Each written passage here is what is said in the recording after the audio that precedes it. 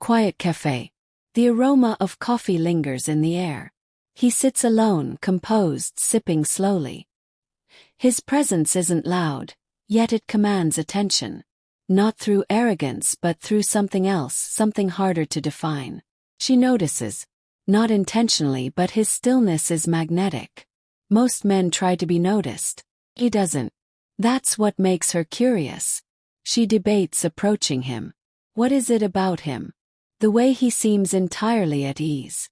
As if nothing could disturb him. Finally she gives in. "Excuse me," she says. "I see you here often." He looks up, meeting her gaze with a calm, measured expression. Small pause.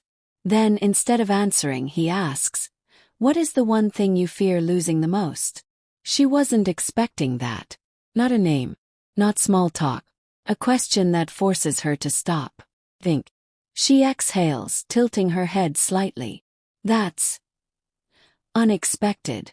He waits. No rush. No urgency. She considers. "Guess time." "I'm afraid of wasting it." He nods, his expression unreadable. Most people are. But they waste it anyway. She leans forward. "And you don't." "I try not to." Fear of loss shouldn't lead to attachment. It should lead to appreciation. Something about the way he says it makes her pause. She had expected a typical conversation, but this was different. It wasn't flirtation. It wasn't validation. It was something deeper. "So you don't fear losing anything?" she asks. "I accept loss. It comes whether we resist it or not." His words settle in. She had never thought of it that way. Had she been living in fear all along? Silence. But not an awkward one. A silence filled with thought. She looks at him again, this time with something different in her eyes. Just as she's about to say something, he speaks first.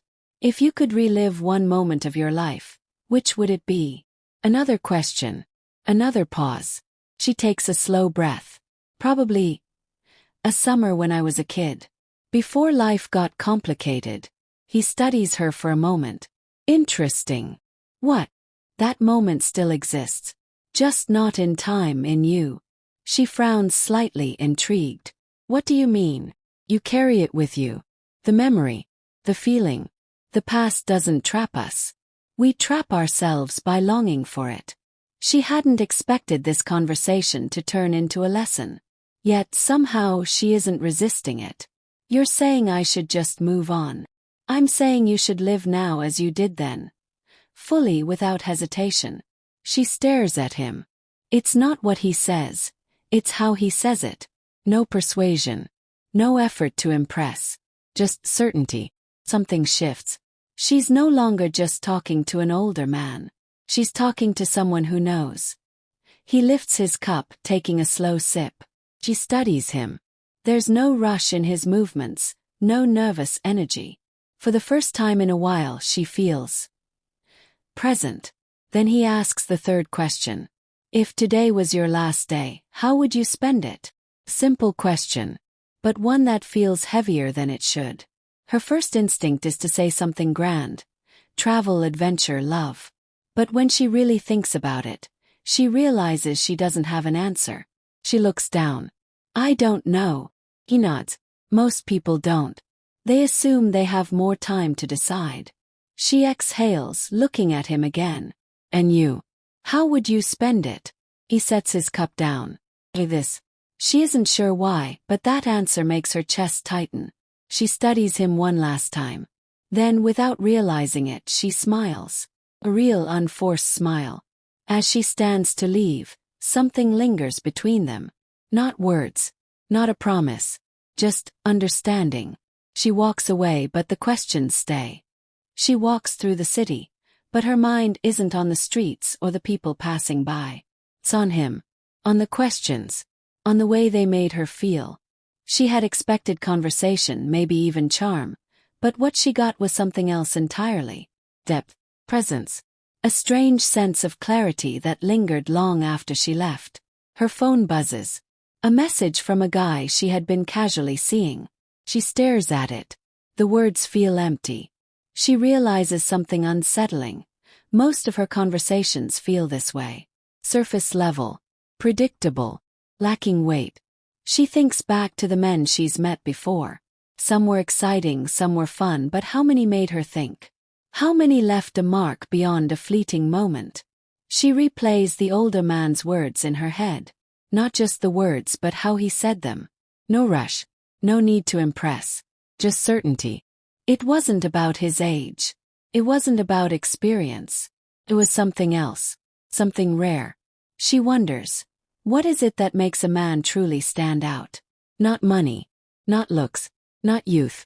It's how he sees the world. She had spent years drawn to excitement, to passion, to the thrill of the unknown.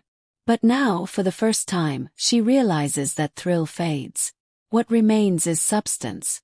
She doesn't text back. Instead, she sits with the discomfort of her own thoughts. Few days pass. The feeling doesn't fade. If anything, it deepens. She notices things she never noticed before. The way people fill silence with meaningless words. The way conversations are often just exchanges of opinions rather than true understanding. She wonders, how many people really listen? She had never thought about attraction this way. She had always assumed it was about chemistry, about connection. But now she sees it differently. It's about presence. She thinks about the older man again. His stillness. His calm. The way he never tried to convince her of anything, yet everything he said held weight.